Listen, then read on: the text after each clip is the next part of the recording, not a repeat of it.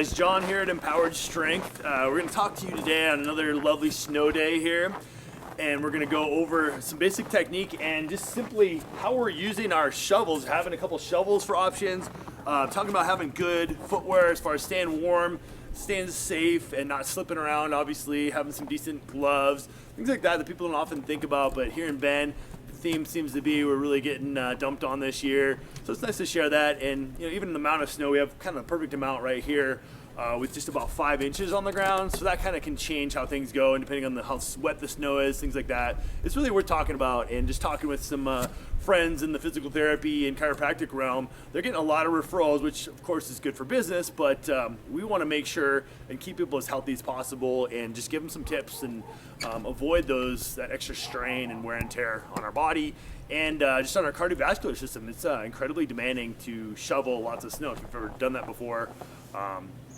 been there, done that myself, and it's pretty humbling and frustrating experience. So some basic ideas too. This is a basic pusher shovel. So this, I like to make sure we're just pushing snow with that and not trying to lift. Like you can see, kind of perfect example here with our snowbank is really high. So if I take this shovel, I'll show you here, and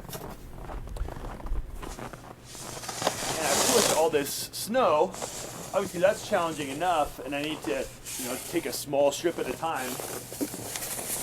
And here, the worst thing I could do would be to try to lift this snow, especially with bad form and twisting.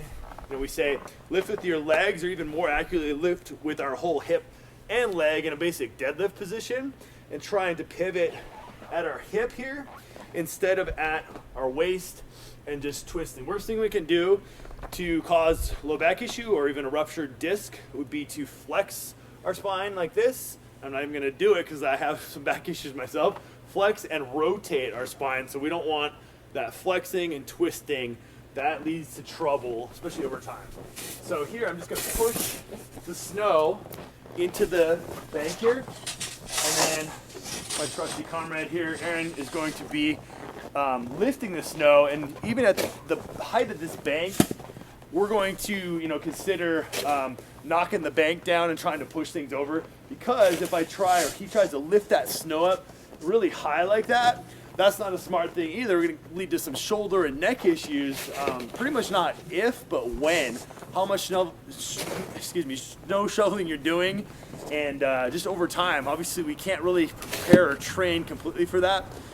We're making you more durable. We're working on range of motion, core strength. All that's applying to what we're doing, but we don't want to put ourselves in a bad, mechanical position, right, for anything we're doing. So.